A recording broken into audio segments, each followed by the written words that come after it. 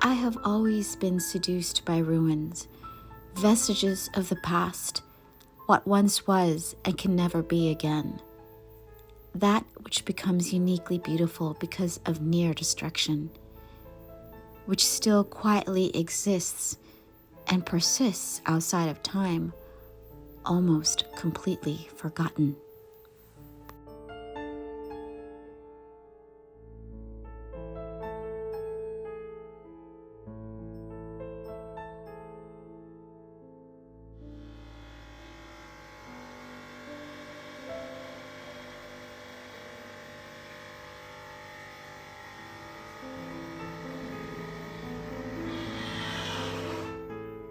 My not feeling well yesterday has turned into a cold.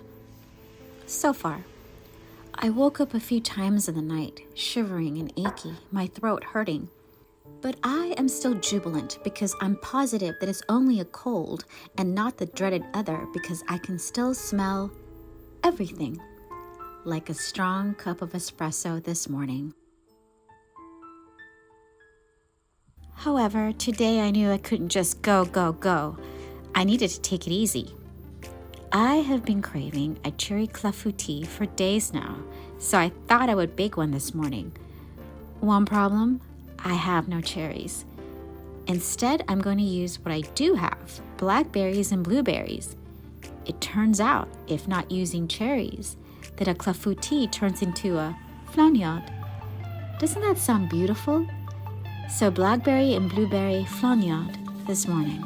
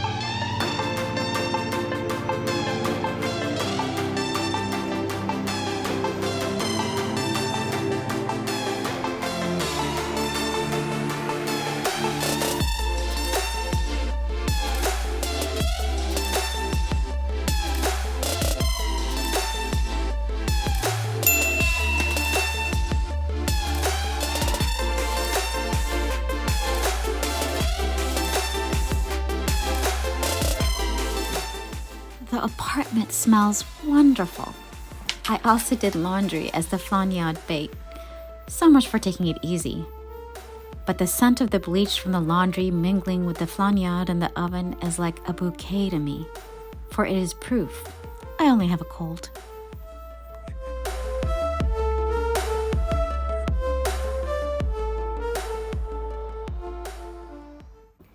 Feeling restless with some stirrings of energy, I just had to get out of the house and get some sun. Not wanting to stray too far from home, I made the decision to explore more of the 15th Arrondissement. I remembered this curious place I had passed by a few times on my way elsewhere, mere blocks from my apartment. It was an entrance to La Petite Ceinture, which I vaguely recall reading a little bit about. La Petite Ceinture literally means little belt, remnants of a railway that used to encircle Paris. I hadn't done any research on it, just kept it in the back of my mind as something to discover if I was ever bored. I had no idea it was so near. In the days to come, I would become obsessed with trying to cover every accessible inch of this abandoned railway. But for today, I merely had faint tendrils of intrigue, and like always, or even more so because of my cold, wanted to be far away from people. And what better place than a ruin for solitude?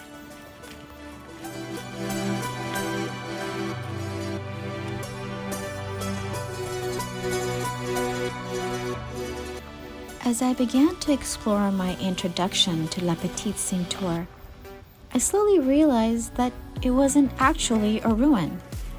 A ruin connotes something that once was vital but is now disused, broken somehow, a shell of what it once was.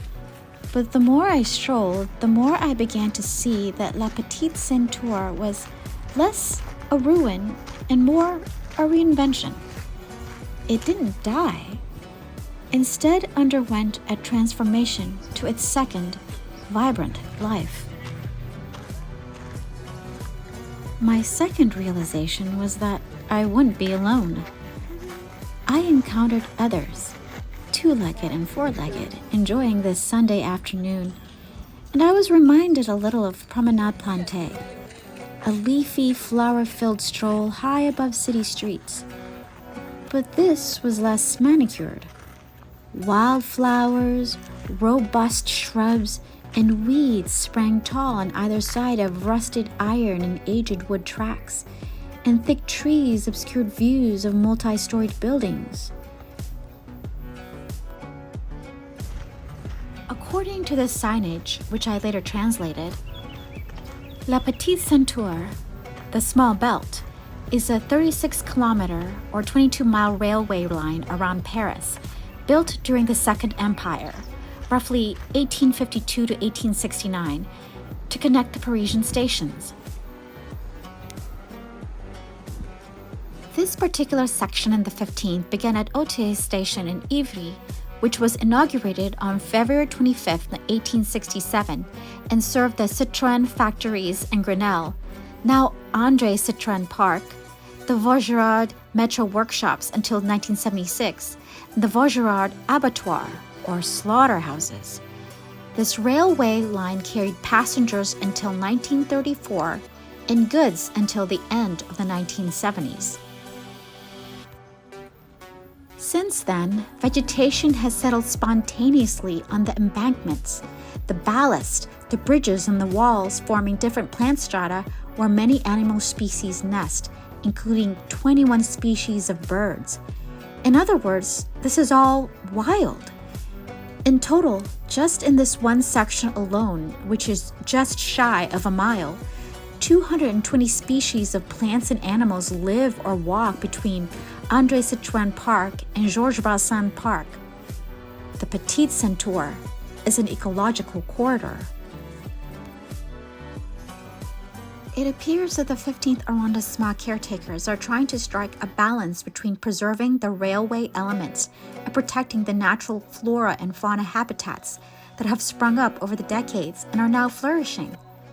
The signage states that no lights have been installed and the quote-unquote meadows are mowed just twice a year.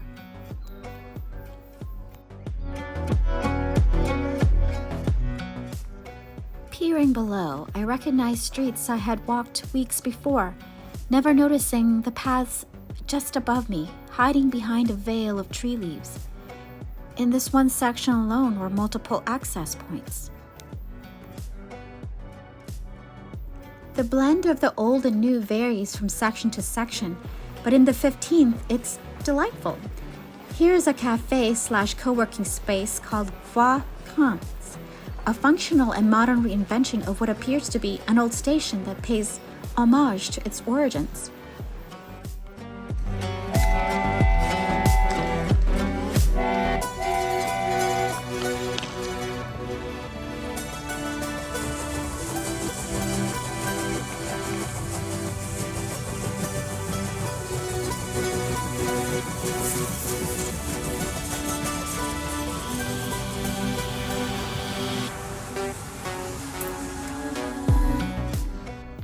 It brought me to mind of a palimpsest. In medieval times, manuscripts were made of parchment, lamb or calf skin, which was expensive. So, sometimes they were reused, the surface effaced then written over with new ink. Ghostly traces of old writing faintly visible in certain areas. La Petite Ceinture is a palimpsest. Organic matter growing over a once modern symbol of industry, the progression of civilization, traces of another age, of the past, what used to be a technological advancement, glimpsed through and beneath nature's canvas. Remarkably, the signage also states the promenade is reversible, meaning that if needed, trains could once more run on these now empty tracks.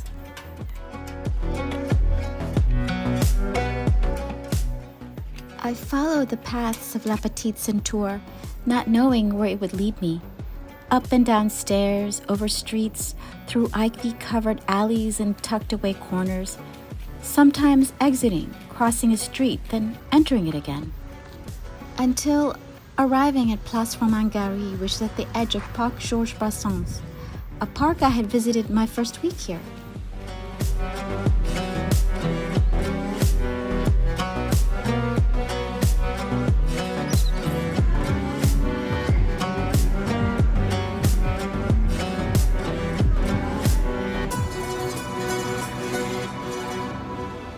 Georges Brassens, the serene and beautiful park, according to the signage, used to be a fish and horse market, as well as an abattoir, a slaughterhouse for cattle and horses. The splendid iron arch gateways of the weekend book market that had so enchanted me are where the horse market used to be.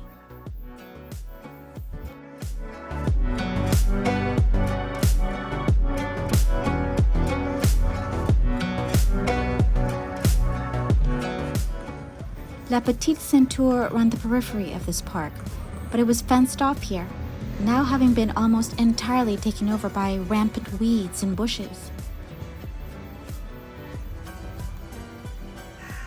Paris is so old, so layered, that everything seems to have been reinvented at least several times over. Paris itself is a palimpsest.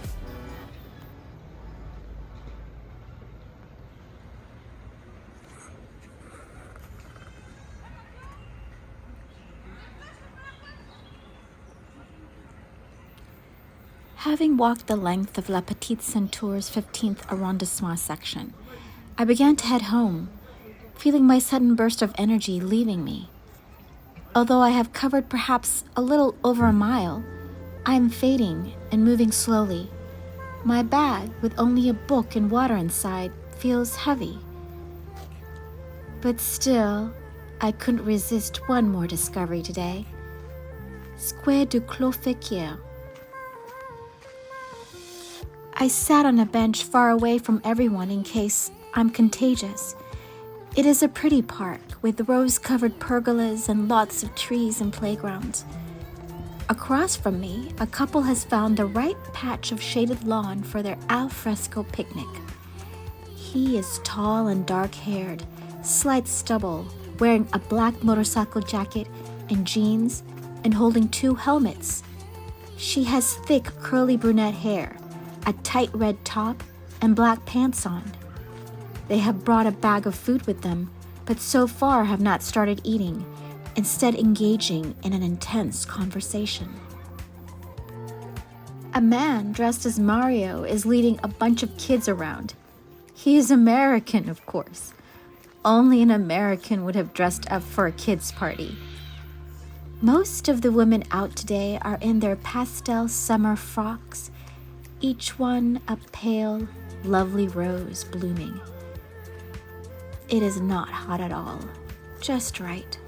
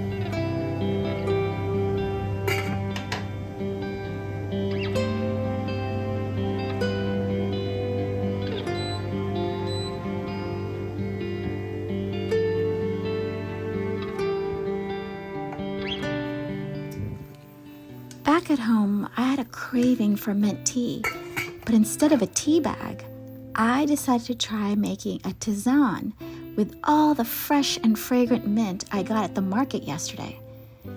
According to many, any hot beverage not made with the tea plant isn't tea at all. The mint tea I love to consume is actually supposed to be called an herbal infusion, or a tisane. I first heard of this exotic word from the movie Le Divorce, starring Kate Hudson as a free-spirited American who comes to Paris to support her sister, who is in the midst of a bitter divorce from her French husband. And while in Paris, Kate Hudson's character catches the eye of a handsome but married older French man, and she becomes his mistress. I don't know what it says about me, but the only 2 things I remember about that movie is the red Kelly Hermes bag the married man gifts Kate Hudson, and the scene where he instructs her to drink a very special concoction called a tisane to, get her in the mood. I googled the actor who plays Kate Hudson's married lover, and although he was handsome as an older man, his younger pics are giving me Le Bel Homme vibes.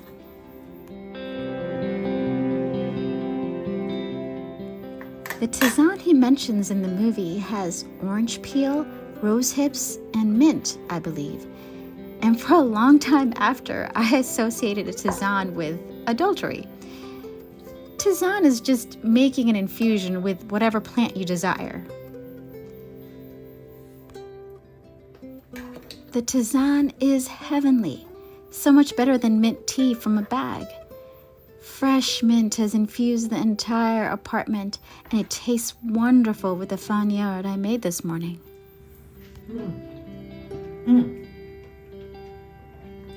That's good stuff.